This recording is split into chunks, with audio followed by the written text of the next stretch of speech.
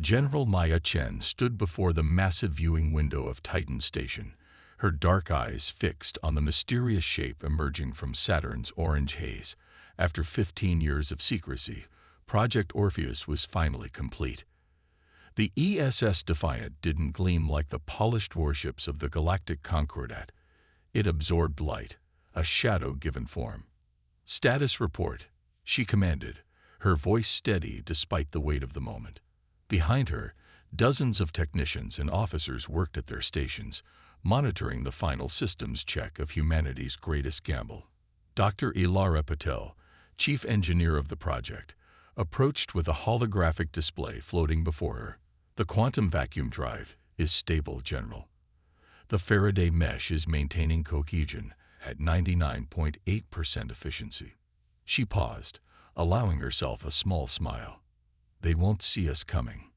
The Defiant represented everything the Galactic Concordat had dismissed about humanity: their stubborn refusal to follow conventional wisdom, their insistence on exploring discarded theories, their ability to turn apparent weaknesses into strengths.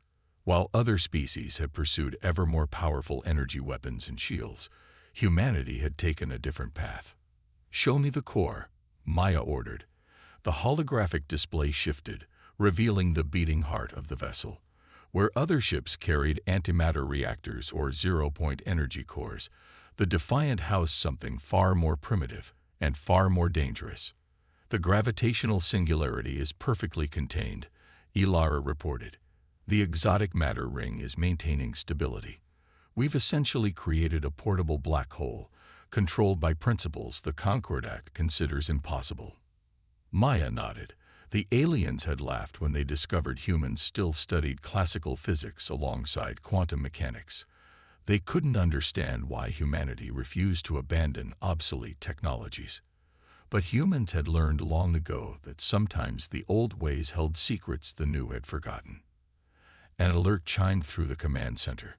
"General," Lieutenant James Okoro called from his communications station, "we're receiving a priority transmission from Luna Command. It's coded Omega Black." Maya's heart rate quickened. Omega Black meant only one thing: first contact had gone catastrophically wrong. "Put it through, encrypted channel." Admiral Sarah Hassan's face appeared on the main screen, her features tight with concern. "Maya, the Concordat was a lie. We've confirmed multiple attacks on our outer colonies. Their ships appeared out of nowhere, some kind of advanced cloaking technology we've never seen before. New Eden has already fallen. We've lost contact with Proxima Station." Maya exchanged glances with Ilara. "How much time do we have?" "Their main fleet will reach Saturn space in 72 hours. The Colonial Defense Force is engaging their advanced elements, but..." Sarah's image flickered.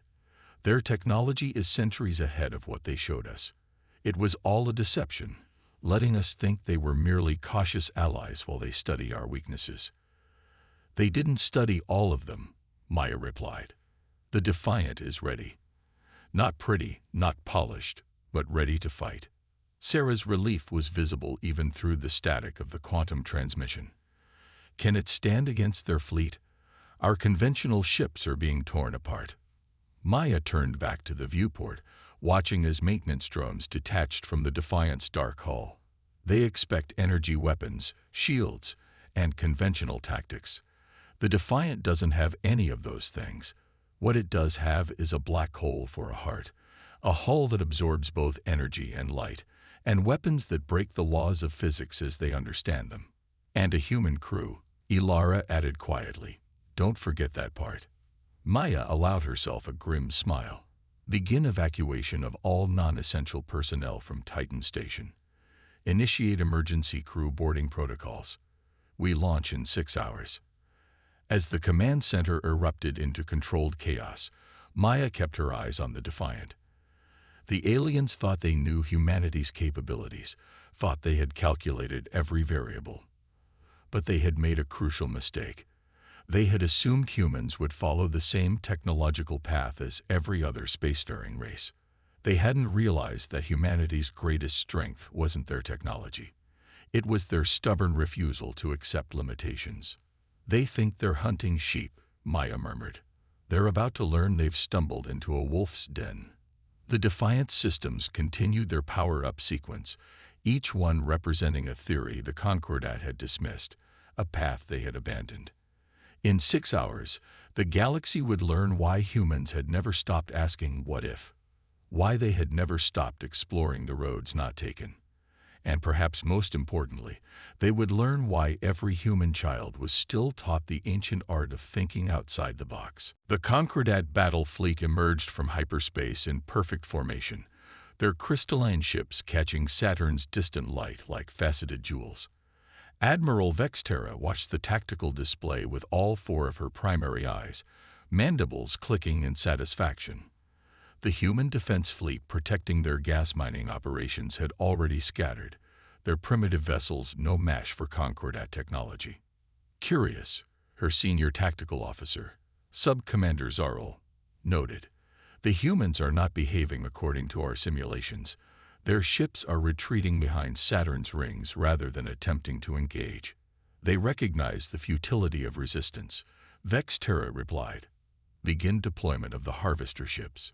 The humans' gas mining operations will serve as excellent staging grounds for our next phase of conquest. The massive harvester vessels, each the size of a small moon, began their lumbering advance towards Saturn's atmosphere. None of the Concordat officers paid attention to the strange dark spot in their sensor readings, dismissing it as another quirk of the gas giant's complex magnetic field.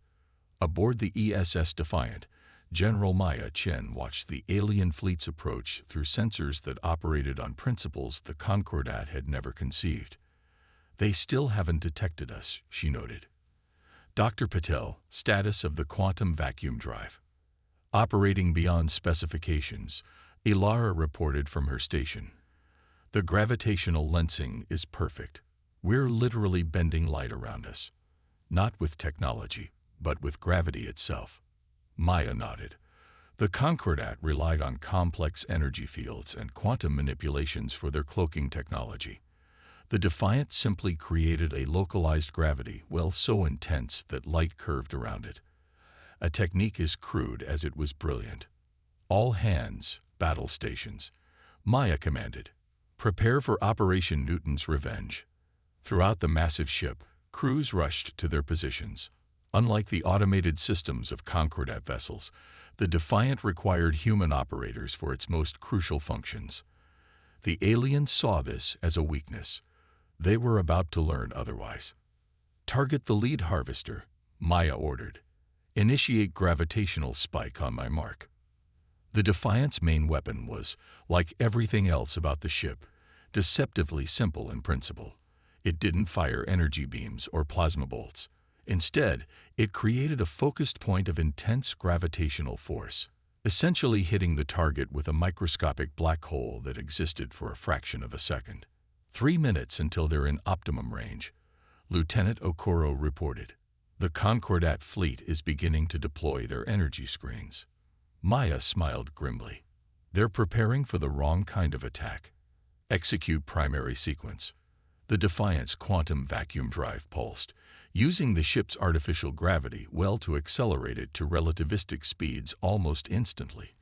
To the Concordat fleet, it appeared as if a piece of shadow had suddenly materialized in their midst. What is that? Vexterra demanded, all 4 eyes widening as alarms blared across her command deck. How did they? She never finished her question. The Defiant's gravitational spike weapon fired, sending a pinpoint singularity through the lead harvester's shields, as if they didn't exist. For a brief moment, a small portion of the massive ship experienced gravity millions of times stronger than a neutron star. The effect was catastrophic. The harvester ship literally folded in on itself at the point of impact, its supposedly invincible hull crumpling like paper in a vacuum.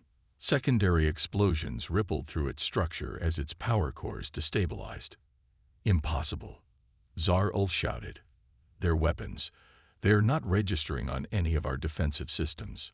Break formation. Vexterra commanded, but it was too late. The Defiant was already moving again, its black hole heart allowing it to manipulate gravity and space, in ways the Concordat had never imagined possible. Maya watched as the alien fleet scrambled to respond, their perfect formation dissolving into chaos. They expected energy weapons, she noted. They prepared for technologies they understood. Launch gravity mines. Hundreds of small objects deployed from the Defiant's hull, each one a simplified version of the ship's core technology. As they spread through the battlefield, they began creating a web of overlapping gravitational distortions. Their targeting systems are failing, Ilara reported with satisfaction. They can't get a weapons lock through the gravity fluctuations. The Concordat fleet's energy weapons fired wildly, their beams bending and twisting in impossible ways as they passed through the distorted space. Their shields, designed to resist energy and kinetic impacts, proved useless against localized changes in the fabric of space-time itself. Send the message, Maya ordered. Let them understand exactly what they're facing. On every Concordat ship, displays flickered to life with a simple text message in their own language. You thought we were primitive because we never stopped studying the old ways. You're about to learn why we kept them. The battle for Saturn space had begun, and the galaxy was about to learn that humanity's greatest weapon wasn't their technology. It was their refusal to accept that anything was truly impossible. The Grand Concordat Assembly had never convened so quickly in its 1,000-year history. Representatives from 17 spacefaring civilizations gathered in their crystalline chamber, their agitation evident in a cacophony of clicks, whistles, and electromagnetic pulses, their various species expressions of extreme distress. High Speaker Ixel, their most decorated military theorist, displayed the battle footage from Saturn space. The assembled delegates watched in horrified silence as the human vessel defied every known law of physics to destroy a harvester ship worth more than most planetary economies. How is this possible? Demanded the Ziggurat's representative, their photoreceptors flashing in agitation. Their technological level was assessed at barely Category 3. They shouldn't even have unified planetary defense systems, let alone this. We made a fundamental error, Ixel admitted, their tentacles rippling with embarrassment. We assumed technological progress followed a linear path. The humans took a different approach. Meanwhile, aboard the ESS Defiant, General Maya Chen was receiving very different reports. Lieutenant Okoro's hands flew over his console as data streamed in from across human space. The Concordat is pulling back everywhere, General. They're abandoning their forward positions so fast, they're leaving equipment behind. They're scared, Dr. Patil observed from her engineering station, where she was analyzing the battle data. The gravitational spike weapon performed beyond our most optimistic projections. Their shields might as well have been tissue paper. Maya studied the tactical display, her expression thoughtful. They're regrouping, not retreating. Show me the quantum wake analysis. The display shifted, revealing patterns of disturbed space-time left by the Concordat ships faster than light drives. Dr. Patil leaned forward, her eyes narrowing. These signatures, they're different from their previous movements. Deeper, more energetic. They're bringing in their real fleet, Maya concluded. What we fought was their expeditionary force. Now we'll face their actual military. The Defiant's bridge crew fell silent, the weight of that reality settling over them. They had bloodied the Concordat's nose, but the real fight was just beginning. General, a new voice called. Commander Sarah Roberts, head of the Defiant's research division, rushed onto the bridge. We've finished analyzing the debris from the harvester ship. You need to see this immediately. The holographic display shifted again, showing microscopic structures within the alien vessel's remains. Their entire technological base, Sarah explained, is built on manipulating quantum fields through crystalline matrices. It's elegant, advanced, and has a critical weakness we never even considered exploiting. Maya leaned forward, suddenly intensely interested. Explain. Their crystals resonate at very specific frequencies, Sarah continued, her excitement building. We thought this was just an aesthetic choice, but it's the foundation of all their technology. Their FTL drives, their weapons, their shields, everything depends on maintaining these quantum resonances. Dr. Patel's eyes widened as she understood the implications. And our gravitational distortions. Exactly, Sarah confirmed. We weren't just disrupting their space-time. We were interfering with the fundamental operation of their technology. Every gravitational spike we fired doesn't just hit them with intense gravity. It sends harmonic disruptions through their entire crystalline framework. Maya turned to Dr. Patel. Can we weaponize this? Create focused disruptions specifically tuned to their technological frequency? Better than that, Ilara replied, already running calculations. We can modify our gravity mines to create resonant fields that will cascade through their entire formation. Their own ships will amplify the effect. In the Concordat assembly, the debate had turned desperate. The Meridian representative, their metallic scales reflecting the chamber's light, raised their voice above the chaos. We must strike now with everything we have, before they can develop these weapons further. Agreed, Ixel declared. We will deploy the Grand Fleet. 10,000 ships, our finest warriors, our most advanced technology. We will show these humans the true might of the Concordat. They had no way of knowing that aboard the Defiant, humanity was already preparing a welcome for their Grand Armada. Maya watched as her crew worked, implementing Sarah's discoveries with the speed and creativity that had always been humanity's greatest strength. They think this victory was our ultimate achievement, she mused. They don't understand that humans never stop innovating, never stop improving. Every challenge makes us stronger. Dr. Patel looked up from her work. The gravity mines will be ready in 6 hours. We're calling them resonance disruptors now. The entire Concordat fleet will be one big self-destructing tuning fork. Maya nodded, a grim smile playing across her features. Send word to Earth. Tell them to begin mass production immediately, and notify all human ships in the sector. The real battle is about to begin. And this time, we're not just defending. We're taking the fight to them. The stars seemed to shimmer, as if they too were anticipating the clash to come. Humanity had revealed their first card, but they had many more yet to play.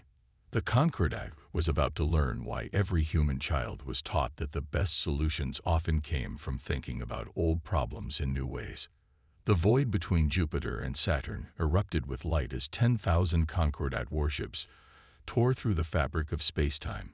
Their crystalline hulls formed perfect geometric patterns, a testament to their technological sophistication and rigid military doctrine.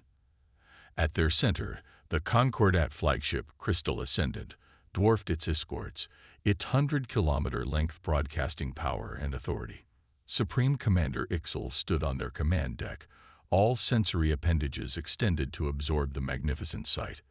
Let the humans witness true power, they declared. Signal the fleet, begin the advance.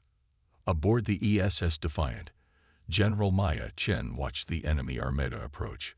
Unlike the Concordat's gleaming display of force, the human response seemed pathetically small.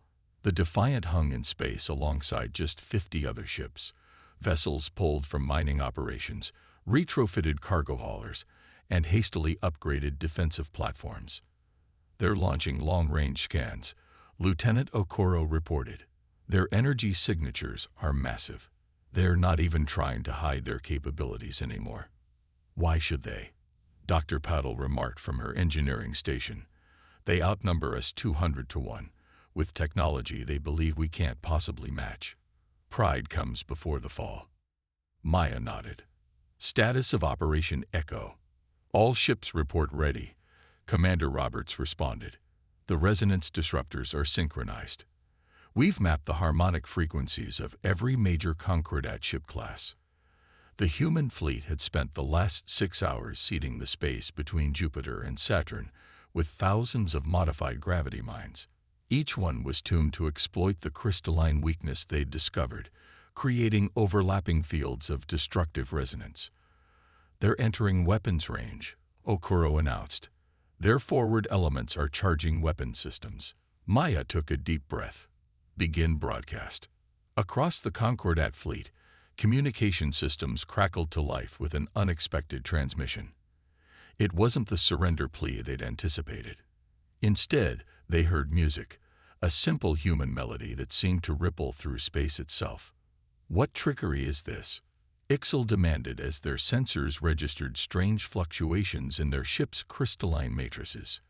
The music grew more complex, adding layers of harmony and counterpoint. With each new note, the gravitational mines activated in sequence, their fields pulsing in perfect synchronization with the broadcast. "They're using sound," Ixel's secondary commander scoffed. "In space, not sound," Maya explained to her crew as they watched the effects unfold. "Resonance. Every frequency in this composition matches a natural harmonic in their crystalline technology. Dr. Patel, you may begin the concert." The Defiant's quantum vacuum drive engaged, but instead of moving the ship, it began generating precisely controlled gravitational waves. These ripples in space-time carried the musical patterns directly into the crystalline structure of the Concordat fleet. The effect was devastating. Starting with the smaller escort ships, crystal began to fracture. The breaks weren't random. They followed the music's rhythm, spreading through the fleet like a synchronized dance of destruction. Ships began to shatter, their own technology amplifying and transmitting the resonant frequencies to their neighbors. "Impossible!" Ixel roared as damage reports flooded in. All ships opened fire, but their weapons, based on the same crystalline technology, were equally affected. Energy beams diffracted wildly, their focusing crystals compromised by the harmonic assault. Some ships simply fell silent, their systems locked in destructive feedback loops. "They're breaking formation," Okoro reported with barely contained excitement. "Their fleet coordination is completely disrupted." Maya watched as the mighty Concordat armada began to fail, not from conventional weapons, but from the elegant exploitation of their own technological foundation. Launch Phase 2. The 50 human ships surged forward, each one now equipped with scaled-down versions of the Defiant's gravity spike weapon.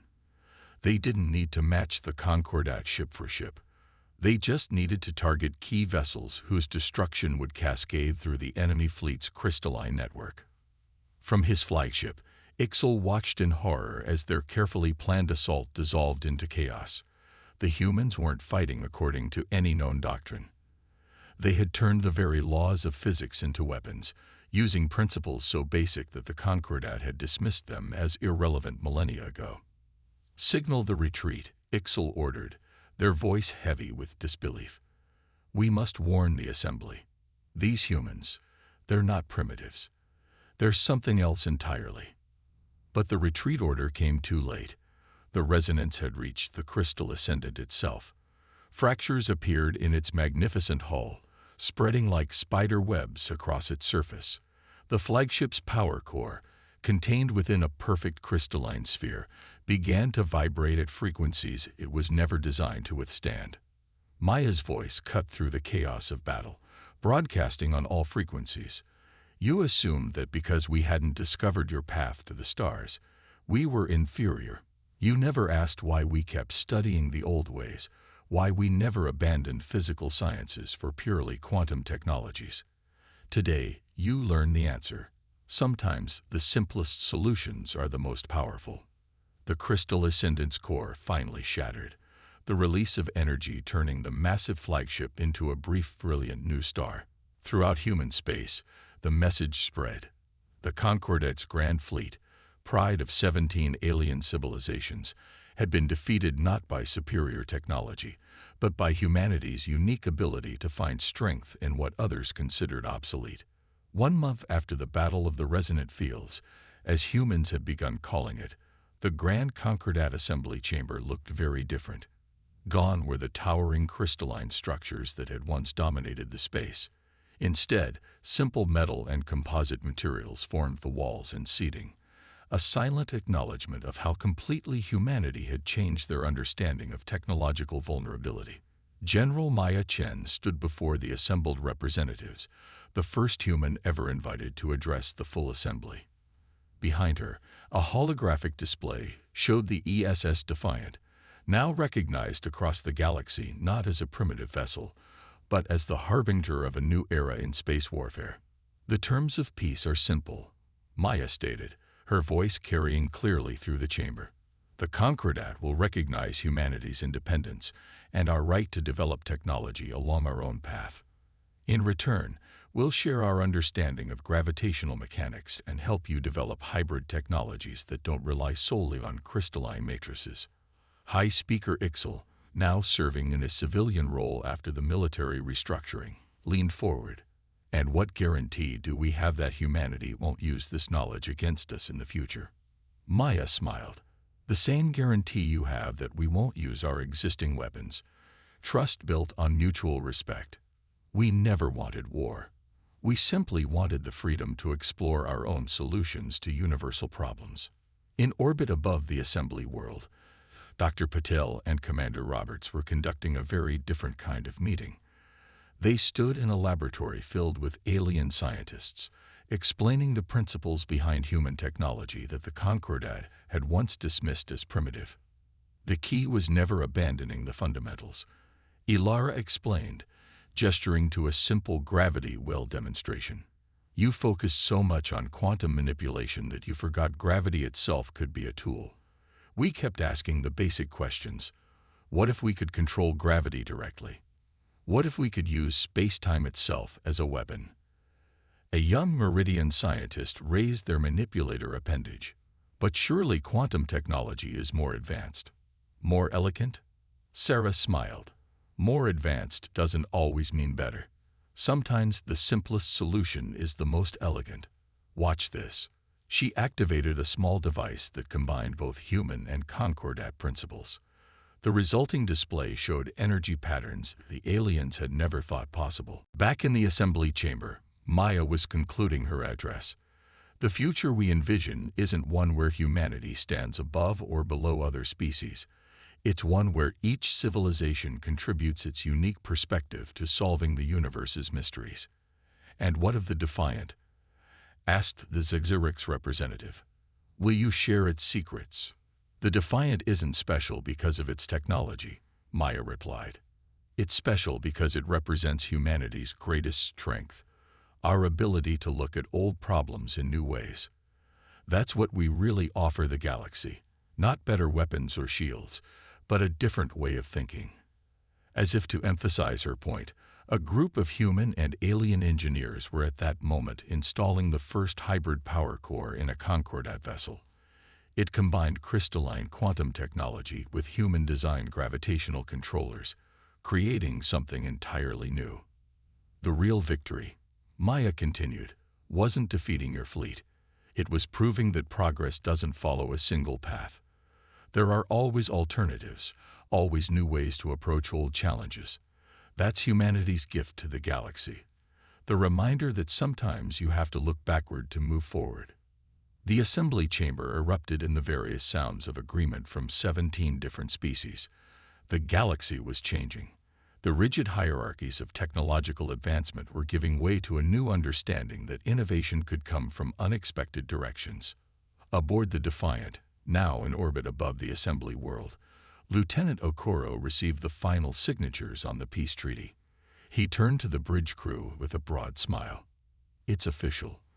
We're now recognized as full members of the galactic community, on our own terms." Dr. Patel looked up from where she was teaching a group of alien engineers about gravitational mechanics. "You know what's funny? They thought they were so far ahead of us, but they never asked why we kept studying things they considered obsolete. They never wondered if maybe we saw something they had missed.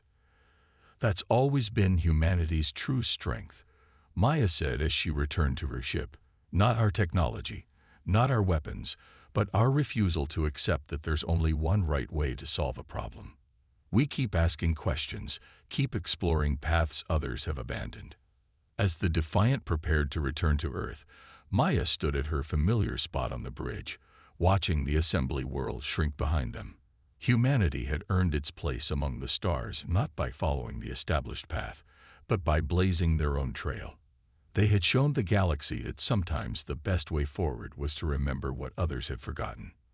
The ship's quantum vacuum drive engaged, its artificial gravity well-bending spacetime in ways that still amazed their new allies. As they accelerated toward home, Maya reflected that this was just the beginning. Humanity had much more to teach the galaxy, and even more to learn. The future would be built not on the supremacy of any one approach, but on the endless possibilities that arose when different perspectives came together to explore the unknown.